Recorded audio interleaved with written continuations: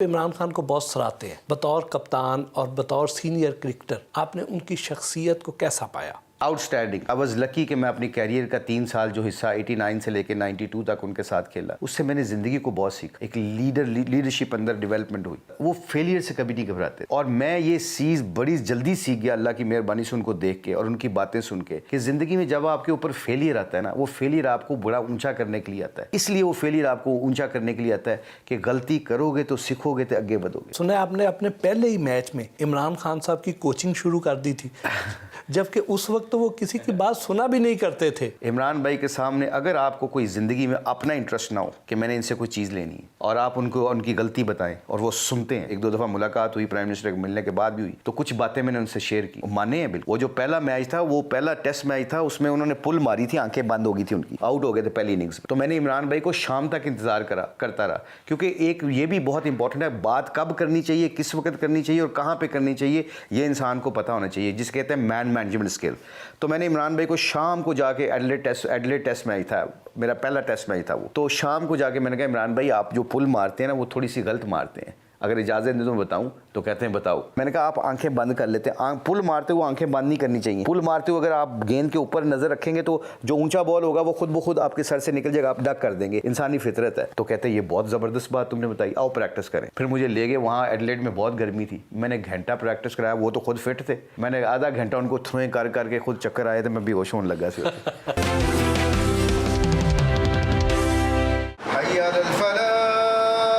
नमाज के लिए लिबास तब्दील किया और घर के करीब मस्जिद में नमाज ज़ोहर अदा की। अल्लाहु अकबर, अल्लाहु अकबर, ला इलाहा इल्लल्लाह।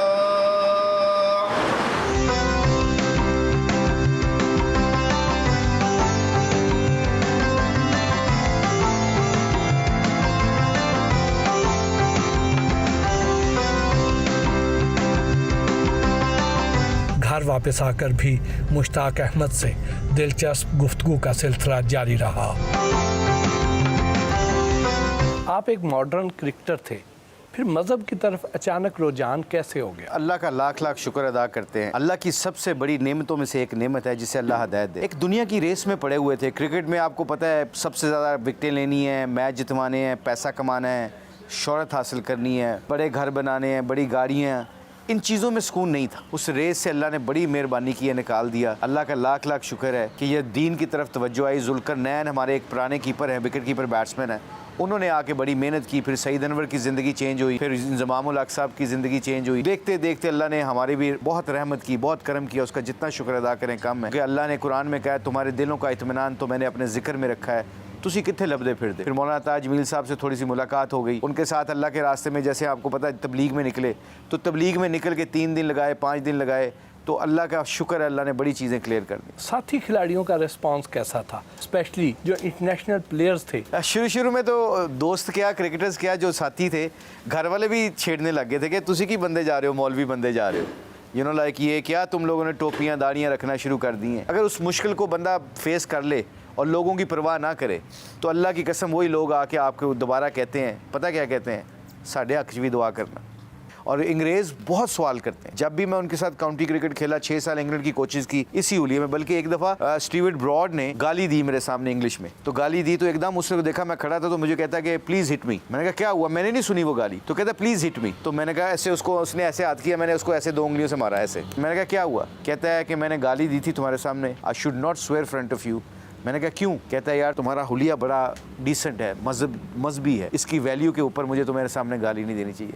तब मुझे पता चला है आप सल्लल्लाहु अलैहि वसल्लम की मुबारक सुन्नतों को लेके अल्लाह के हुक्मों को पूरा करेंगे तो अल्लाह गैरों के दिलों में भी आपकी मोहब्बत डाल देते हैं। तो बहुत ज़्यादा गोरों ने कुरान ली है, जो मेरे साथ काउंटी क्रिकेट खेला करते थे उन्होंने कुरान पढ़ने के लिए लिया है। सवाल करते हैं कि ये टोपी क्यों रखी है, दाढ़ी का क्या फ़ायदा, ये तुम ऐसा क्यों करते हो, नमाज क्यों पढ़ते हो। मतलब एक कई दफ़ा गोरों ने, जो इंग्लैंड का ड्रेसिंग रूम था उसके अंदर जो मैनेजर था उसने 2-3 दफ़ा मुझे नमाज पढ़ते देखा, तो फिर तीसरी दफ़ा कहता है कि अगर तुम्हें प्राइवेसी चाहिए हो तो बताना, हम तुम्हारे लिए एक सेपरेट कमरा निकाल देते हैं। जिस तरह आप समेत और बहुत से क्रिकेटर्स दीन की राह में आए, तो आपकी देखा देखी इंटरनेशनल प्लेयर्स, क्या वो भी इस तरफ राग़िब हुए? बहुत सारे, मैंने जैसे कहा, जैसे पाकिस्तान में अब माशाल्लाह रिजवान को देख लें, कितने नए लड़के हैं जो 5 वक्त की नमाज़ पढ़ते हैं, फजर की नमाज, ज़ोहर, असर, मगरिब, इशा, पांचों नमाजें जमात के साथ पढ़ते हैं। और बाहर के लोग, जो आपने क्वेश्चन किया, बाहर के लोग पूछते हैं सवाल, मतलब स्टीव फ्लेमिंग ने मुझे एक दफ़ा अजान दी, उसके सामने एक मैच खेलने गए तो ड्रेसिंग रूम में अजान दी,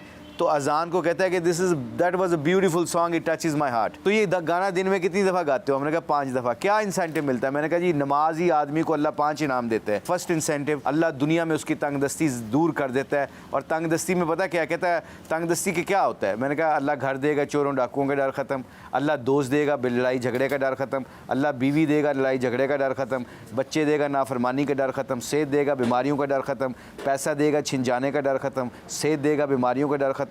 ये सारे खौफ हैं, बिजली के बिल का खौफ, सुई गैस के बिल का खौफ, बच्चों की एजुकेशन का खौफ, ये सारे खौफ अल्लाह दूर कर देते हैं जो 5 वक्त की नमाज पढ़ता है। दूसरा, कब्र का अजाब नहीं होता। तीसरा, पुल सरा से ऐसे आसमानों पे जाएगा, जैसे आसमानों पे बिजली चमकती है, ऐसे अल्लाह उसकी मग़फ़िरत फरमा देगा, उसको पुल से निकाल देगा। चौथा इनाम, नेक अमालनामा दाएँ हाथ में दे देगा। जैसे वर्ल्ड कप में हमने मैच जीता और वर्ल्ड कप जीता 92 में, और हम मेलबर्न में सारे लोगों के सामने वो कप लेके घूम रहे थे और आवाज़ लगा रहे थे, Pakistan become the world champion, we are the world champion. जो बंदा 5 वक्त की औरत और मर्द नमाज़ पढ़ता है, अल्लाह चौथा इनाम उसको नेक अमालनामा दाएँ हाथ में दे देगा। और नेक अमालनामा दाएँ हाथ में जिसको मिल गया, उस दिन वो बड़क मारेगा पंजाबी दे विच, देखो मनु वर्ल्ड कप मेरे हाथ से अल्लाह ने देता। और 5वां और कीमती इनाम अल्लाह क्या देगा? अल्लाह कहेगा वो तेरी जन्नत है, जा मौजा कर, आज तेरा कोई हिसाब किताब नहीं। स्टीव फ्लेमिंग आगे से क्या कहता है? कहता है अगर जो नहीं पढ़ता, तो मैंने कहा अल्लाह बचाई रखे सबको, वो तो बड़ा करीम है, बहुत रहमान है। फिर अल्लाह ने जहन्नम बनाई है कि अगर अल्लाह की बातें नहीं मानेंगे तो इस तरह होगा। तो आगे से कहता है कि मैं तो किसी चीज़ पे मानूंगा, मैं कहाँ पे जाऊँ? मैंने कहा एक गैर मुस्लिम के सामने एक अजान दे के नमाज़ पढ़ी है तो उसका दिल पसीज गया, उसका दिल नरम हो गया। यकीन करें, एक गोरे ने मुझे गालियाँ दी हैं उधर इंग्लैंड में, मुझे कह रहा है तुम टेररिस्ट हो, तुम दाढ़ी और ये वो टेररिस्ट हो तुम लोग। वो नशे में था, तो मेरे जो साथी गोरे थे उन्होंने उसको मारने की कोशिश की। मैं कहा रुक जाओ। कहता क्यों? मैंने कहा हमारे नबी ने हमें तबलीग फरमाई है, हमारे नबी का एक फरमान है कि लोगों को माफ़ करना सीखो, लोगों की ज़िंदगियाँ बदल जाएंगी। तो इसको पता नहीं है, बेचारा नशे में, इसको माफ़ कर दो, सुबह उठेगा तो इसको पता चले जाएगा कि जो इस्लाम के ऊपर चलने वाले लोग होते हैं वो लोगों को माफ़ करते हैं, बदला नहीं लेते। आप एक बारिश आदमी हैं, जब आप बाहर जाते हैं तो वहाँ पे वो लोग इस तरह के जो बारिश लोग हैं उनके साथ ज़रा उनका रवैया अजीब होता है। क्या आपको भी कभी इस तरह फ़ील हुआ? बहुत शुक्रिया आपने बारिश का, मुझे बारिश का मतलब बूढ़ा भी होता है, तो मैं बूढ़ा नहीं हूँ अभी मुझे तो बल्कि लोग असल कहते हैं कि तुम अपनी दाढ़ी को वो काला करो यार, तुम्हारी उम्र थोड़ी है। तो मैंने कहा हकीकत छुप नहीं सकती बनावट के असूलों से, मोहब्बत हो नहीं सकती कागज़ के फूलों से। अल्लाह का शुक्र है लोग इज़्ज़त करते हैं, प्यार करते हैं सिर्फ अल्लाह के दीन के वास्ते, वरना हम कुछ नहीं। हमारे यहाँ ज़्यादातर गली मोहल्लों से क्रिकेट खेल कर आने वाले लोग शामिल होते हैं और उनकी कोई प्रोफेशनल और पर्सनल ग्रूमिंग नहीं हो पाती। आप भी जब कौमी क्रिकेट टीम में आए तो क्या आपको भी कोई ऐसे मसाइल का सामना करना पड़ा? बिल्कुल सही बात, बहुत अच्छा सवाल किया आपने। ये इसलिए सवाल अच्छा किया कि हमारे यहाँ लीडरशिप की कमी है, रोल मॉडल्स की कमी है। देखें ना, बचपन से लेके आज बड़े हो जाते हैं हम, पढ़े लिखे लोग भी, ज़िंदगी को गुजारने का तरीका क्या है, इल्म आपको तब तक कभी फ़ायदा नहीं दे सकता जब आपके अमल में नहीं आता। इसके लिए आपको इन्वायरमेंट की ज़रूरत होती है, इसके लिए आपको अपने रोल मॉडल्स चुनने पड़ते हैं, अच्छे लोगों में बैठना पड़ेगा आपको। और हमारा सबसे बड़ा रोल मॉडल जो हमें है वो नबी करीम सल्लल्लाहु अलैहि वसल्लम की मुबारक ज़िंदगी है। अगर उनको फॉलो करने लग गए तो कामयाब हो जाएंगे। तो I think we need role model.